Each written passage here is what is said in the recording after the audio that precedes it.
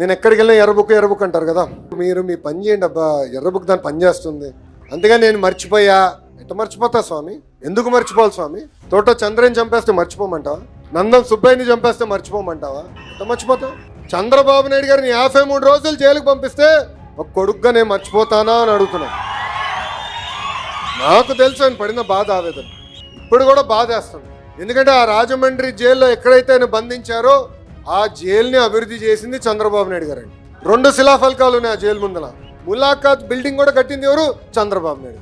అలాంటి పెద్ద ఆయన్ని 53 రోజులు బంధిస్తే బాధ ఉండదా? బాధ కలగదా? ఎందుకు వదిలి పెడతా స్వామి? మన పని మనం చేద్దాం, ప్రజల దగ్గరికి వెళ్దాం, చేయాల్సింది చేద్దాం. ఎర్ర బుక్ దాన్ని పని చేసుకుంటూ వెళ్తుంది. అంతేగాని మర్చిపోయా ఏదో అయిందనేది ఉండదు.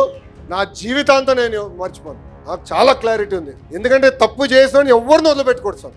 అధికారులు అయి ఉండొచ్చు, రాజకీయ నాయకులు అయి ఉండొచ్చు, పోలీస్ ఆఫీసర్లు కూడా అయి ఉండొచ్చు. ఆనాడు చెప్పా, చట్టాన్ని మీరు ఉల్లంఘిస్తున్నారు, చట్టాన్ని ఉల్లంఘిస్తే మటుకు నేను వదిలిపెట్టాను, కోర్టుకి తీసుకెళ్తాను, కోర్టులో రుజువు చేస్తా మీరు చట్టాన్ని ఉల్లంఘించాను. నేను హెరాస్మెంట్ చేసే వ్యక్తిని కాదు, డైరెక్ట్ గా చేయాల్సింది చేసే వ్యక్తి.